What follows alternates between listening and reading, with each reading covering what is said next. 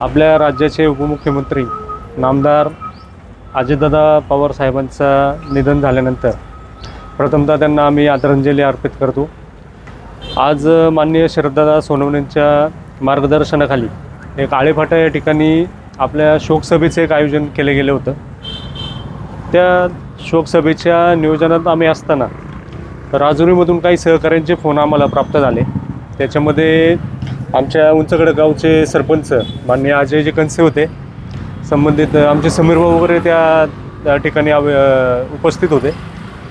तर काही म्हणजे समर्थ शैक्षणिक संकुलच्या गाडीमध्ये काही पत्रकार असल्याचं भासवून किंवा आहेत, आता ते संबंधित चौकशी पोलीस अधिकारी करत आहेत।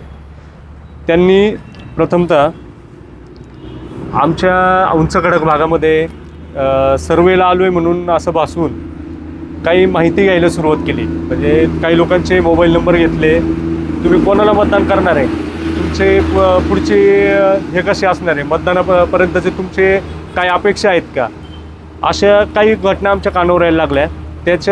त्यांच्या वया जेव्हा आम्ही पकडल्या त्याच्यामध्ये आमच्या काही भगिनींची नावं आम्हाला आढळली। त्यांच्याशी संपर्क केला असता आमच्या उंचखडक गावच्या वाळुंजताई तिथं उपस्थित झाल्या। त्यांना आम्ही विचारणा केली असता आमच्या असं लक्षात आलं का संबंधित जी मुलं होती त्यांना प्रथमतः तुम्ही कोणाला मतदान करताय, तुमच्या मतदानामागचा हेतू, त्यानंतर समजा तुम्ही त्या ताईंनी त्यांना सांगितलं की आम्ही शिवसेनेला मतदान करणार आहे, तर मग शिवसेनेचं मतदान तुम्ही कशासाठी करताय बघ, ते आम्ही तुमच्या मतदानामध्ये बदल घडवण्यासाठी आम्ही काय प्रयत्न करतोय, मग तुम्हाला काय कशाची आवश्यकता आहे का, पैशाची गरज आहे का, अशा विचारणा त्यांच्याकडून केल्या गेल्या। मग आता ते कोणत्या अनुषंगाने केले गेले हे सर्व जनतेला माहिती आहे। माननीय नामदार अजितदादा पवारांच्या मृत्यूनंतर आम्ही वैयक्तिक सर्व मंडळी जेव्हापासून ही न्यूज आम्हाला कळाली तेव्हापासून पूर्णपणे प्रचार यंत्रणा थांबवून अजितदादांना एक आदरांजली म्हणून आम्ही पूर्ण प्रचार यंत्रणा थांबवली होती। परंतु ज्या पद्धतीने समोरचे उमेदवार अशा खालच्या स्तरावर जाऊन एका साईडला कॅमेऱ्यात म्हणायचं का आमचे दादा गेले, आमचा नेता गेला, आणि त्यांना आदरांजली देण्यासाठी डोळ्यात पाणी आणायचं आणि गोरगरीब जनतेला दिशाभूल करून पैसे देण्याचं आमिष दाखवायचं, हे कितपत योग्य आहे हे प्रत्येक सुज्ञान नागरिकाने आज विचार करायची गरज मला वाटते। माझी आत्ताच साहेबांशी बोलणं झालेलं आहे। साहेबांनी आम्हाला आश्वस्त केलेलं आहे की या संबंधित काही चुकीचा प्रकार आढळला, आता याच्यात काय होईल भविष्यात त्यांच्या पद्धतीने किती गुन्ह्यात ते सापडतात हे त्यांच्या कायद्याचा भाग झाला। परंतु साहेबांनी आम्हाला आश्वस्त केलं आहे की अशा पद्धतीने जर कोणी चुकीचं काम करत असेल तर त्यांना आळा घालण्याचं काम आणि त्यांना एक कडक शासन करण्याचं काम डिपार्टमेंटसुद्धा करणार आहे। आणि गोरगरीब जनतासुद्धा आज ज्या पद्धतीने आपण सर्वजण इथे एकत्र आहेत, माझे पत्रकार बंधूंना हात जोडून विनंती आहे का आज तालुक्याचे आमदार यांनी जी शोकसभा आपण आयोजित केली ती आम्ही आज मनापासून आयोजित केली होती। जरी आम्ही विरोधात काम करत असलो तरी अजितदादांना एक आदरांजली म्हणून आम्ही ती सभा आयोजित केली होती। परंतु काही व्यक्ती जे समोरच्या पार्टीची आता जी गाडी पकडली ती संबंधित त्या कॉलेजची आहे आणि ते कॉलेज कोणाचं हे सर्वांना ज्ञात आहे। त्या लोकांनी असं वागणं हे महाराष्ट्रासाठी लाजिरवाणी गोष्ट आहे। माझी सर्वांना कळकळीची विनंती आहे, राजकारण राजकारणाच्या जागी राहील, परंतु हे चुकीचे प्रकार आपल्या भविष्यात कधी कोणाच्या हातून घडले जाऊ नयेत, यासाठी आम्ही सदैव प्रयत्नशील राहू। उद्या इलेक्शन होतील, जातील, मतदार आपल्या पद्धतीने मतदान करतील, परंतु ह्या पैसे देण्याच्या सवयी किंवा आमिष दाखवायच्या सवयी ह्या 100% चुकीच्या आहेत, हे लोकशाहीला घातक आहे। तरी आपण सर्वांनी याचा विचार करावा आणि एक सुज्ञ मतदार म्हणून येणाऱ्या मतदानामध्ये सहभागी व्हावं ही विनंती। धन्यवाद। किती मुलं त्या ठिकाणी? आता आम्ही जे पकडले गेले त्यामध्ये 6 मुलं, एक ड्रायव्हर होता। 6 मुलं असल्याचं आम्हाला प्रथमदर्शी कळालं। जेवढे ताब्यात साहेबांनी घेतले तेवढे आम्ही तिथं थांबवण्याचा प्रयत्न केला। आता साहेबांनी ताब्यात घेतलेत का? आता साहेबांनी मी अजून त्यांच्याविषयी विचारणा केलेली नाही, परंतु एक 4-5 लोक आता ताब्यात आहेत त्यांच्या, आणि त्यातले काही लोक हे म्हणजे 99% लोक हे बुलढाणा किंवा बाहेरच्या याच्यातले लोक आहेत, म्हणजे त्यांचा इथं काही संबंध नाही आहे तसा। पैसे वाटत होते की आमिष दाखवत होते? आता ज्या वाळुंजताई आहेत, तुम्ही जर मगाशी आम्ही प्रत्यक्ष जेव्हा निवडणूक निर्णय अधिकाऱ्यांनी धाडपथक तिथं आलं त्या ताईंकडून आम्ही जेव्हा माहिती घेतली तर ताईंचं म्हणणं असं आलं की ते आम्हाला पैशाचं आमिष देत होते।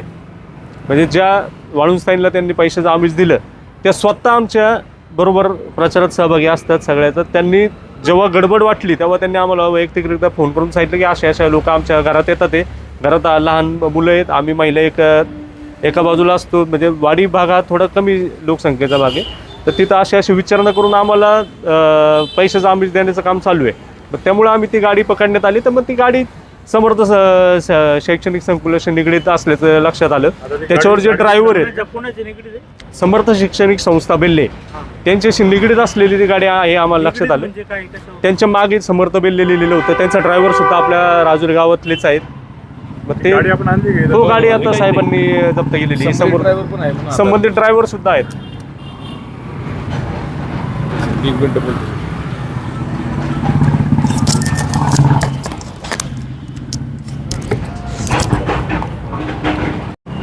सगळ्यांना नमस्कार.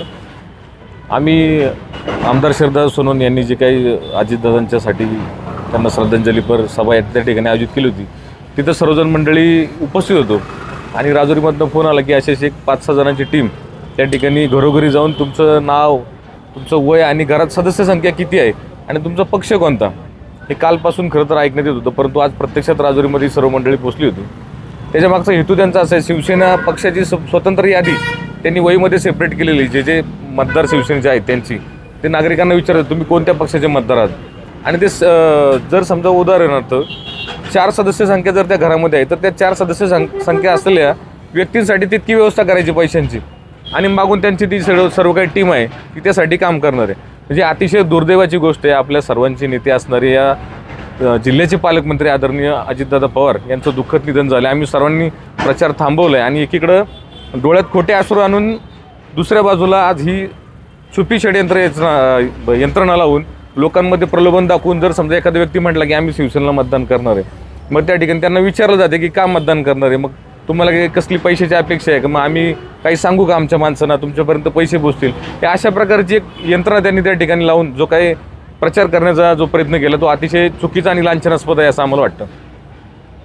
मुलं काय म्हणतात, कुठले काय? हे बुलढाणा, वाशिम वगैरे त्या साईडची मुलं आहेत. कोणती तरी एक वार्तांकन करणारी एक एजन्सी आहे आणि त्यामार्फत ते असं सांगतात की आम्ही हा सर्वे करतोय, परंतु आज हा सर्वे करण्याचा वेळच नाही राहिला. तुम्ही सर्वे करा, परंतु वेगळ्या पद्धतीने तुम्ही प्रत्येक घरात चालेल प्रत्येकाचे नंबर घेत आहेत.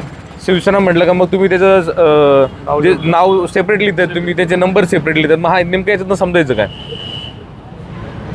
आणि मान्य उपमुख्यमंत्री हो, गाडीवरती देखील कॉलेजचं नाव आहे ते, आणि गाडीवरती ड्रायव्हर सुद्धा त्या कॉलेजचाच कर्मचारी आहे. म्हणजे स्पष्ट होतं हे कोण सगळं घडून आणते. विरोधकांचं नाव घेण्याची गरज राहिली नाही. सगळ्या गावाला सर्वेच्या नावाखाली ही पैसे वाटपाची यंत्रणा त्यांनी चालू केलेली आहे असा आमचा स्पष्टपणे आरोप आहे. आता किती लोक पोलिसांनी ताब्यात घेतले? आता 6 लोक त्या ठिकाणी आहेत. त्यांचे उपसंपादक देखील त्या ठिकाणी आलेले आहेत.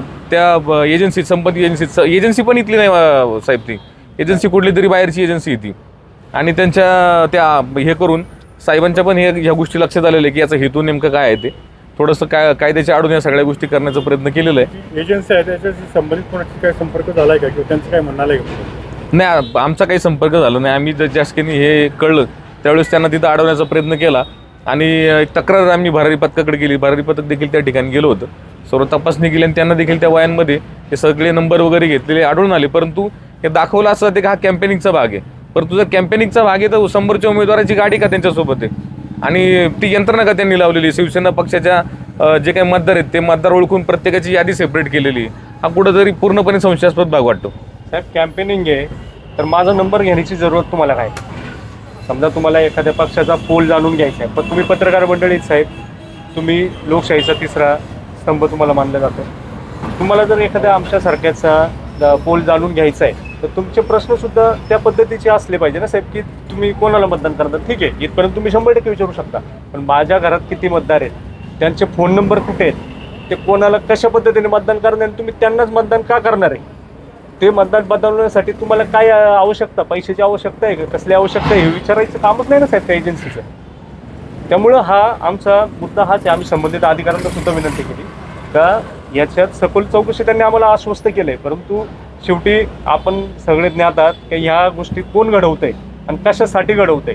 आज अजितदादांच्या निधनानंतर आमची प्रामाणिक इच्छा होती का सर्वपक्षीय नेत्यांनी किंवा आमच्यासारख्या सर्वसामान्य कार्यकर्त्यांनी एक दादांना आदरांजली म्हणून आम्ही प्रचार यंत्रणा बंद ठेवली साहेब. आणि दादांच्याच पक्षाच्या उमेदवारांच्या संबंधित लोकांकडून जर ही अशी पैशाची देवाणघेवाण होत असेल तर ही दादांना आदरांजली म्हणायचं का दादांचा अपमान म्हणायचं साहेब? हे आमच्यासारख्या एक तळागाळाच्या कार्यकर्त्याची तुम्हाला प्रश्न आहे साहेब, तर काय तुम्हाला हे करायचं? आमची प्रशासनाकडे हीच मागणी आहे साहेब, की ह्या सगळ्या गोष्टी तात्काळ थांबवल्या पाहिजेत. ही आता वेळच नाही सर तुमचं सर्वे करण्याची, कॅम्पेनिंग करून त्यामार्फत हा छुपा प्रचार पैशाचा करण्याची. तर आमची प्रशासनाला देखील हीच विनंती की हा तात्काळ प्रकार जो चाललेला आहे हा बंद करावा.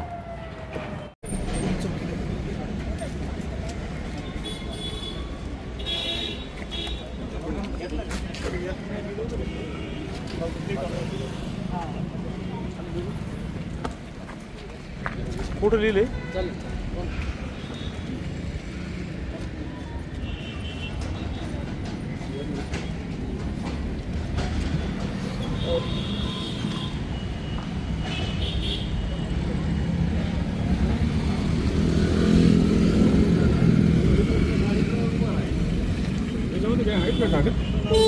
पिशवी दिसते काय